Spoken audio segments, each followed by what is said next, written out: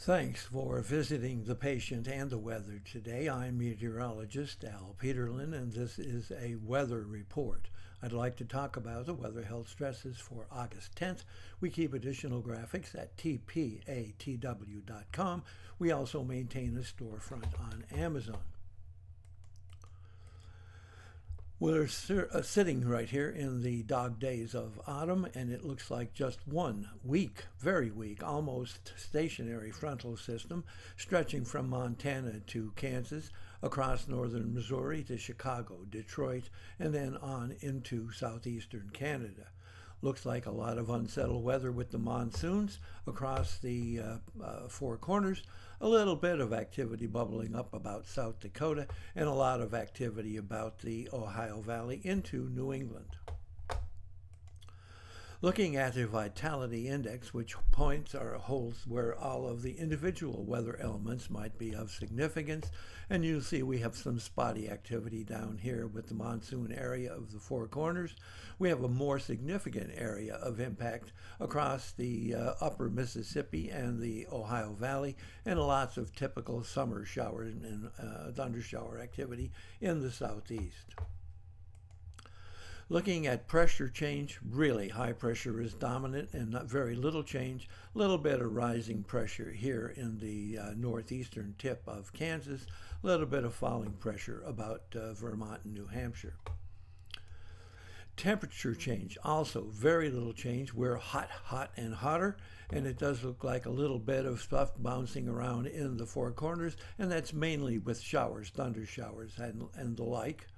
As we jump down to dew point temperature change, again, pretty much the same thing, although we are doing and seeing some surge of dew point temperatures here across the Four Corners, even across North Dakota, a touch of increase in dew point temperatures here in New England.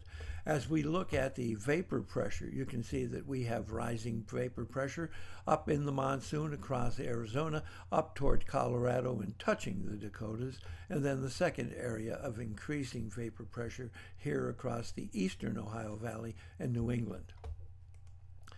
Instability, another very interesting story. We have it again with the monsoon, and we have a lot of instability east of the plains, again with much of the activity in terms of ultimate instability here across Iowa into Illinois and Indiana. Looking at the change in oxygen, the oxygen availability, again not changing a lot for this time of the year, although we do have a migraine risk here along the coastal California, really significant migraine risk here in central Arizona, a touch of migraine risk right across central and southern Colorado.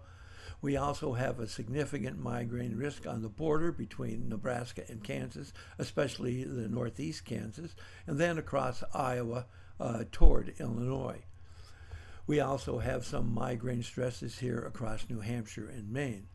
The asthma and arthritis risk seems to be significant across South Dakota and very significant here across the easternmost portions of Kentucky, Ohio, and on into western Pennsylvania.